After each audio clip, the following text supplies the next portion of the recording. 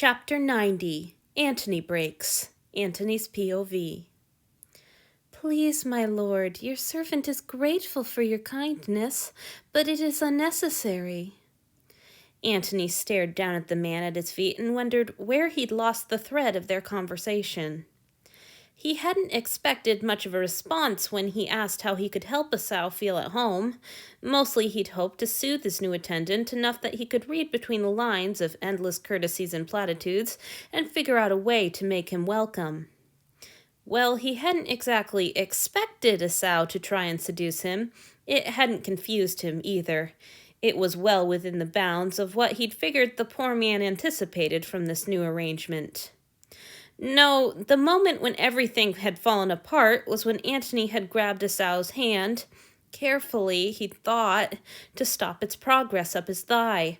Within a few seconds the man had fallen back, holding his fingers like Antony had broken them, then assured him that he wasn't hurt. Antony had flashed between blank, blind horror and abject confusion so quickly that his head still spun from the switch. Now his new attendant was bent into a full bow, talking around the idea of punishments, and as soon as Antony told him that he wouldn't be punished, was Antony being turned down? Esau's words sounded like a polite refusal of a second roll at dinner. How did this connect to the idea of punishment or their earlier conversation? He was grateful when Esau continued speaking. Maybe the young man could clear up some of this confusion. My lord, I am not like Hanyu, Esau went on. My lord is kind to show him mercy, but I can endure discipline. Indeed, I beg you for it. Ah, well, at least he knew what was going on again. So much for the rule against requesting punishments. Of course, Antony doubted very much that was an oversight. Nice try, boy. Esau had only been off bed rest for 2 days. If he thought he could push Antony into laying a hand on him for any reason, he was going to be disappointed. You don't decide what you need punishment for. The Felix voice had gotten him into this mess, so Antony dropped it in favor of his old court voice, stern and authoritative. I do, and I say you don't need to be punished for whatever just happened. Esau barely even let him finish. Yes, my lord, of course, but it needn't be a punishment, my lord. And Antony had thought he was confused before. It was like the early days in Taisha, when he'd learned a few words of the language, but not enough to follow more than a basic conversation. He'd felt so stupid back then, a grown man fumbling around with the vocabulary of a child. He turned Esau's words over in his mind for an embarrassingly long time, trying to figure out what in the world the man could be talking about. He'd said punishment, hadn't he? Or at least discipline? He wanted Antony to punish him, but not punish him? What? The jitters Antony had felt since the beginning of this exchange, sharpened into near panic by Esau's reaction to his touch, were not helping. He was too confused and nervous to figure out what the man was saying, and the sooner he accepted that and asked for clarification, the sooner this horrible conversation would be over. He chose his words carefully. I don't mean to be rude, but you've lost me. What needn't be a punishment? What are we even talking about now? Anything my lord wishes to do to me. Esau was practically chirping, nearly as buoyant as Hanyu at his happiest. The cane, the whip, the knife, blows from my lord's hands or feet, anything. Antony's mind ground to a halt. Oh, no, stop. Please stop talking. I don't want to hear this. The cane, the whip, the knife, hands and feet, his own body listed among weapons. It was true, of course. What had the curse made him if not a weapon? But the thought of striking Esau, whipping him, cutting him, it was nauseating. The man was so small. Well, he was bigger than Antony, but that was besides the point. So heart-wrenchingly fragile. He needed to be fed and healed and comforted, not beaten. Unaware of his revulsion, Esau continued blithely. I am more than willing. In fact, I beg you to allow me to serve you this way. I can release or hold back my noises as you desire, and I bruise well. He stopped, and Antony wondered distantly if he'd made a face or a noise. It would have to be a noise. His head is down and he can't see me. But his mind was too full of horrible images to come up with any coherent words. His soft little brother Titus, no, Esau, this was Esau, repressing cries of pain and bruising under his hand. The pictures were so awful he wanted to gorge them out of his brain with his fingernails. And Esau thought he wanted that? Antony found himself on his knees beside Esau's huddled form, unable to remember how he'd gotten there. Gingerly, he extended a hand to touch his offering shoulder, which seemed relaxed under his fingers despite the appalling things that had just been coming from Esau's mouth. When? Antony's throat closed up after the word, and he had to clear it before he could continue. When have I ever indicated that I wanted to see you bruised? Of course, when had he ever done anything to stop it? Yes, he tried to help Esau when Marcus was being rough right in front of him, but how many times had he shoved away the thought of this man's suffering, even as his own selfishness caused it? He told Marcus to go easier, but he'd never told him to stop. And most unforgivably, he'd never taken Esau away from him. All of this was his doing as much as Marcus's, perhaps more. Why shouldn't Esau think that Antony reveled in his pain? Please, my lord, you are unhappy, Esau said, his voice softer and more nervous than it had been before. I don't know whether Hanyu's impudence or my presence has displeased you, or some other matter beyond my poor understanding. It doesn't matter. Please use my unworthy body to vent your anger, my lord.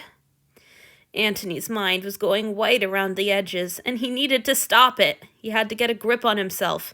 This was not the time to dissolve into panic.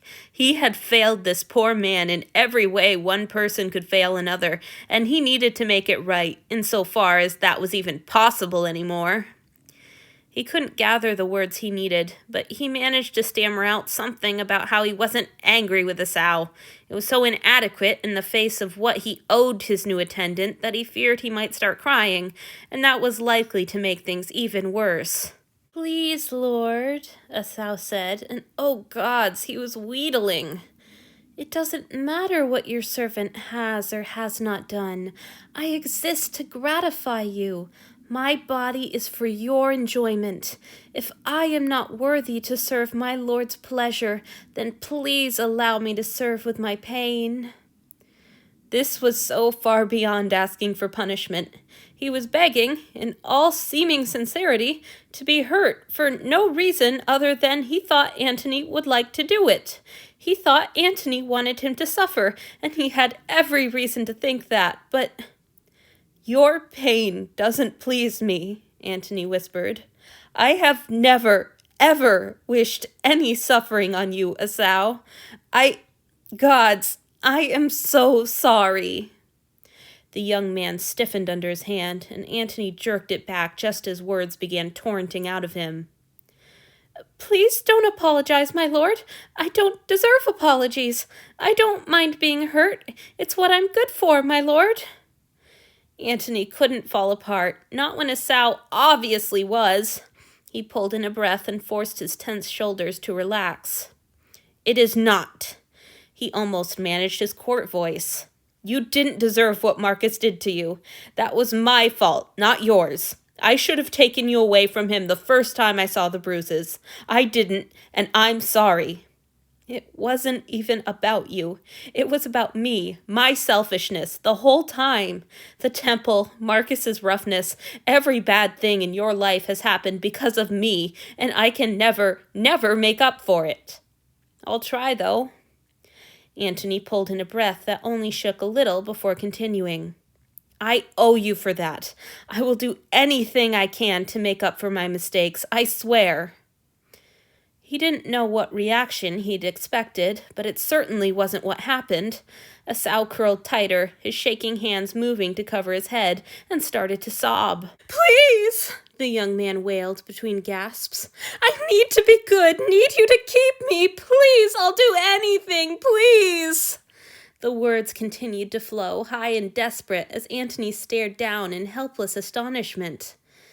After a terrible frozen moment, Antony had to accept that this situation was not going to pass anytime soon. He needed Julia or Felix or both, but he couldn't leave Esau to get them. I have to be them. What would they do? Antony took a breath and tried to imagine what it would be like to be Felix. I'm as big and steady and gentle as a tree. Are trees gentle? It doesn't matter. I am. I can handle this gently. He let the breath out and reached forward, rubbing a hopefully calming circle into Esau's shaking shoulders. Easy, he soothed. You're all right. Sit up for me now. Esau didn't move, which was the best possible indication that he was utterly out of control. Even after only a week of living with him, Antony suspected that the man had never heard a command he wasn't delighted to jump at. If he was ignoring orders, this was truly serious. Antony was on the verge of running to get Julia after all, but stopped himself.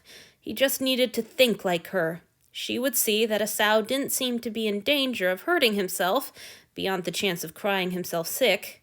No, he just needed to be soothed. The memory of Hanyu shaking in Antony's arms after the trunk incident hurt to recall. He would never forgive himself for the way he'd frightened his precious man that night. Still, perhaps there was a lesson to be gained from what had followed. Antony plopped down on the floor and pulled Esau into his arms, the human's back pressed against his chest. Be Felix.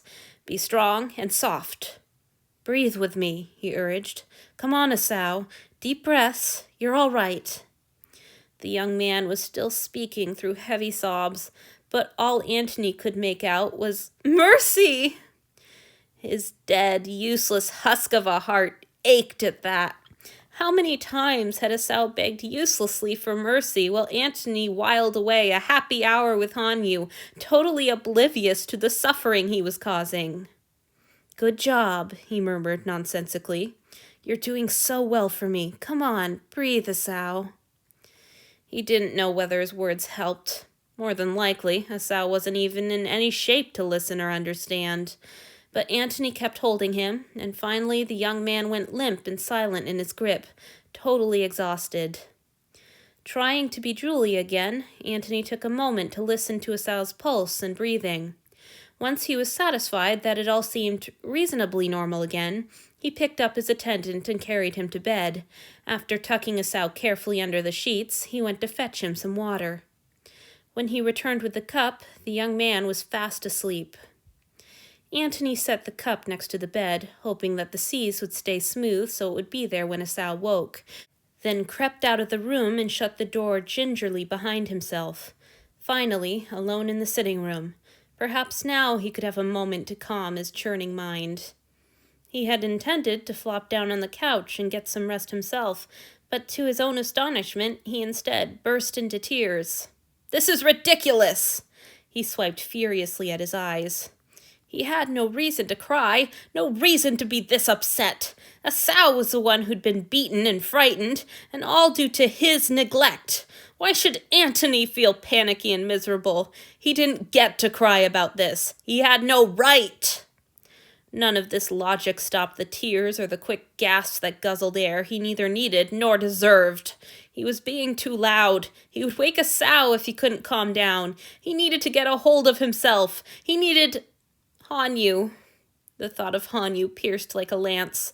Antony imagined him standing in the doorway, all golden hair and lanky limbs and sunny smile, and his chest ached at the image. He needed Hanyu's arms around him, needed his name in Hanyu's voice, he needed Hanyu, needed his real normal self, the smiles and tears and careless blurting. All Antony's careful plans for how to approach his offerings crumbled to dust in an instant. He'd wanted to figure out where he'd erred so he could make a good apology, but he realized now that more than an apology, he'd wanted to make a solid case for why Hanyu should forgive him. He'd wanted to figure out his arguments and present himself in the best possible light, penitent, eager to reform, but also calm and in control. He hadn't wanted Hanyu to see this gaping, ugly wound of vulnerability. None of that mattered now. Antony simply missed him too much to wait any longer. All his resolutions be damned.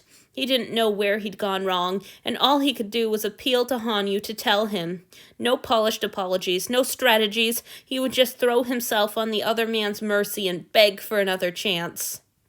If Hanyu didn't forgive him, he would respect that, but at the very least he had to ask. He couldn't endure this distance any longer.